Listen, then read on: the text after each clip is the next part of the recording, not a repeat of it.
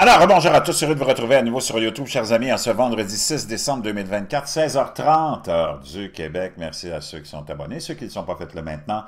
Merci à ceux qui m'envoient des liens, des messages toujours pertinents, intelligents et très appréciés. Merci à ceux qui vont commenter la vidéo, qui vont la partager, gênez-vous pas, et écraser le petit pouce en l'air. Et savez-vous quoi, quand vous commentez, mentionnez-moi de quel endroit vous commentez. C'est toujours fascinant de savoir qui nous suit, qui est là, de quel pays vous êtes, de quelle ville. Donc, mentionnez-moi votre ville. Pendant ce temps-là, tout ce qui se déroule, c'est complètement hallucinant. On est dans un... Nous autres, ça fait longtemps qu'on le sait ici, on s'attendait à ces changements de cycle. C'est juste le début. Ce qui nous attend, c'est complètement hallucinant. C'est rien, mais on est déjà entré dans... C'est comme quand tu décides d'aller dans une montagne russe ou un manège ou t'embarquer dans un voyage, une aventure, une grande glissade, ou peu importe, ou une montagne où tu vas aller faire du ski puis que tu te laisses aller, tu ne peux plus t'arrêter jusqu'à ce que tu sois rendu à destination. Et là, c'est là-dedans qu'on est. Donc, on est parti avec tous ces changements de cycle, ces alignements de planètes, ces changements cosmiques incroyables, changements climatiques, cycliques incroyables, politiques, magnétisme, électricité, haute atmosphère, magnétosphère, changements politiques, économiques, sociaux. Je peux te dire une chose, wow! Mais pendant ce temps-là, il y a aussi plein d'autres trucs qui se passent, qui touchent le monde ordinaire, qui touchent les gens comme toi puis moi, mais à travers le monde.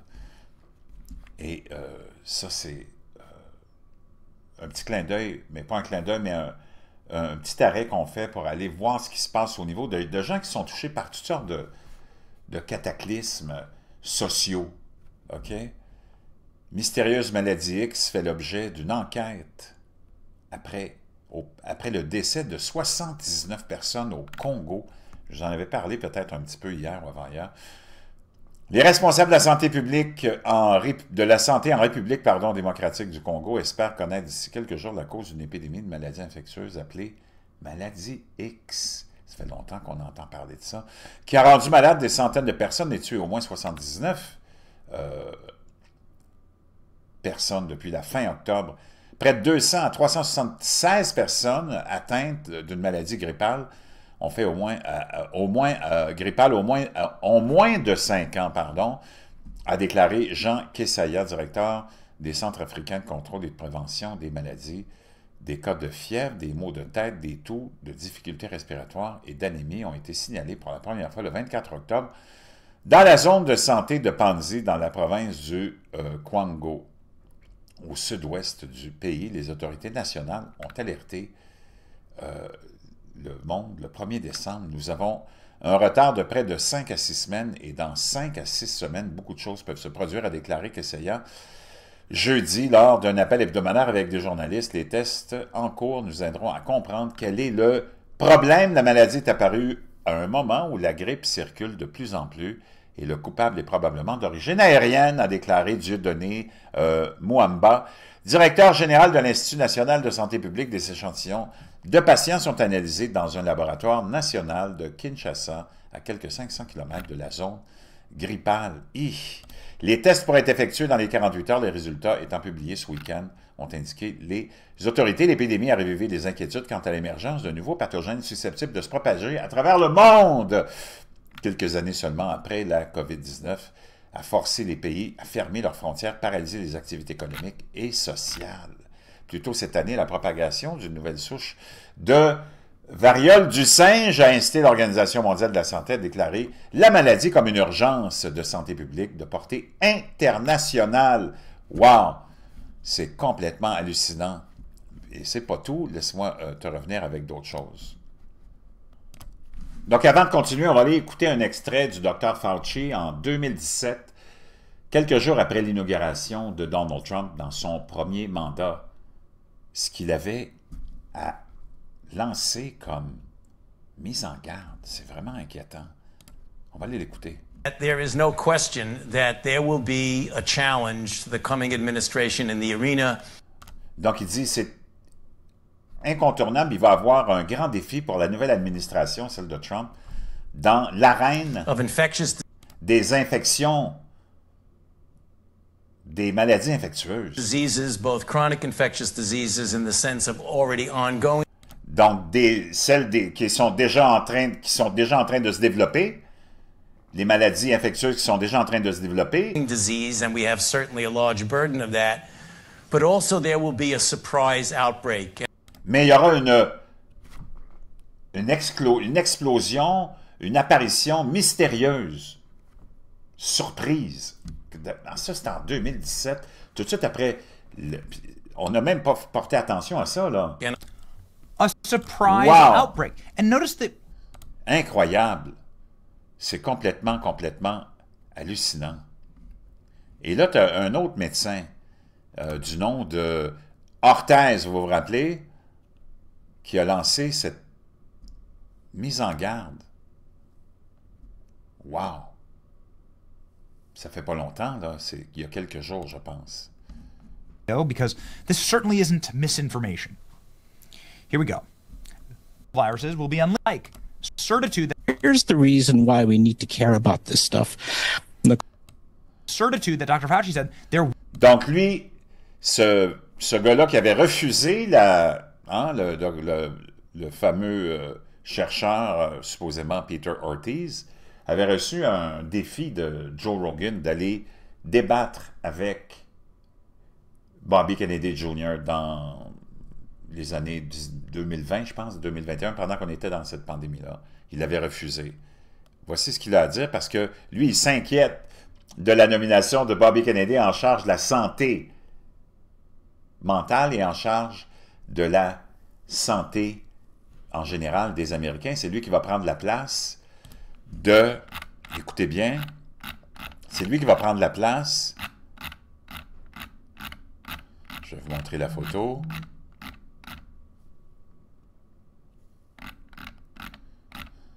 Je devrais la voir quelque part.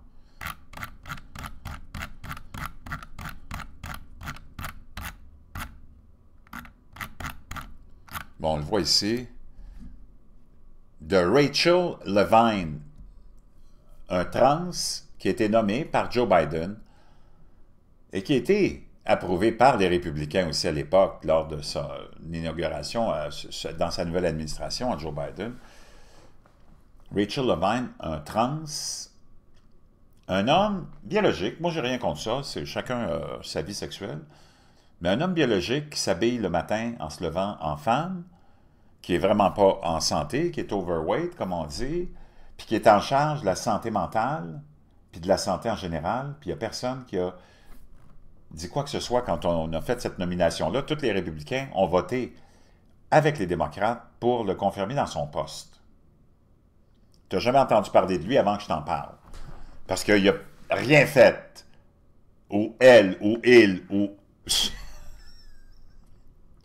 Rien. Le Big Pharma a fait ce qu'il voulait parce que c'est une marionnette. Le gros complexe agroalimentaire qui empoisonne tout le monde il a fait ce qu'il voulait parce que c'est la marionnette de tout ce monde-là.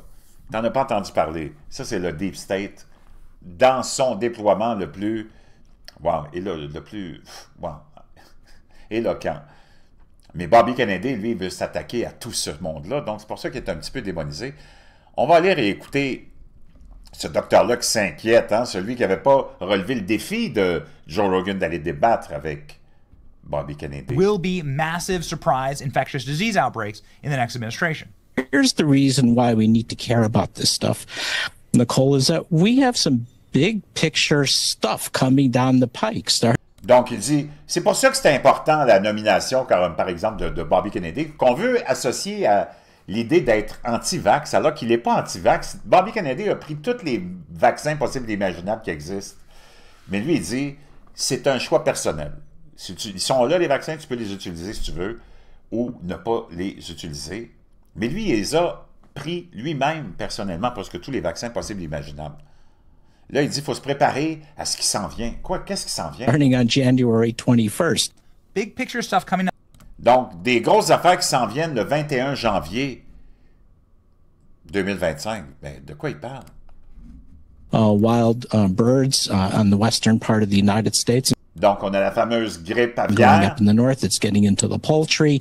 We're seeing sporadic human cases, no On voit des cas humains aussi. human transmission yet, but that could happen. It's in the cattle, it's in the milk, and that's just the beginning.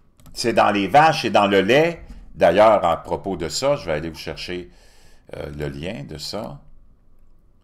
Hein, il nous dit que c'est dans le lait aussi. Bouge pas.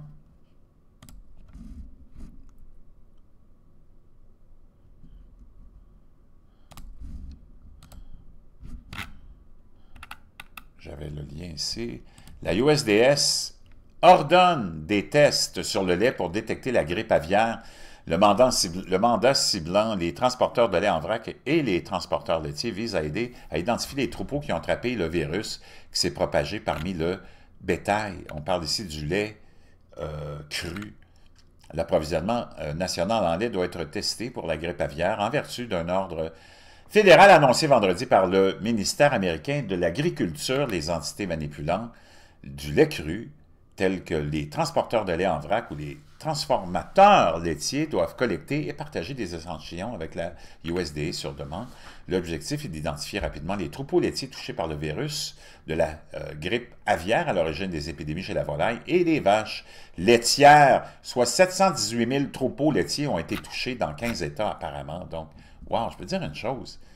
Je ne sais pas ce qui se passe. Pendant ce temps-là, on a une nouvelle drogue. Le CDC lance une mise en garde concernant une drogue qui est encore plus mortelle que le fentanyl, et c'est le carfentanyl, qui est 10 000 fois plus puissant que la morphine et 100 000 fois plus puissant que le fentanyl. Déjà, le fentanyl tue aux États-Unis 100 000 personnes par année et au Canada, tout près de 40 000, je pense. 2 mg de ce produit-là peut tranquilliser un éléphant. Et ce 2 mg-là peut tuer jusqu'à 50 personnes. Puis on le trouve un petit peu partout dans plus d'une dizaine d'États déjà aux États-Unis. C'est très, très, très inquiétant. Tout ça, chers amis, je ne sais pas ce qui s'en vient, je ne sais pas ce qui nous attend, mais je peux te dire une chose, c'est pas des bonnes nouvelles. Je vous laisse ça dans la boîte de description.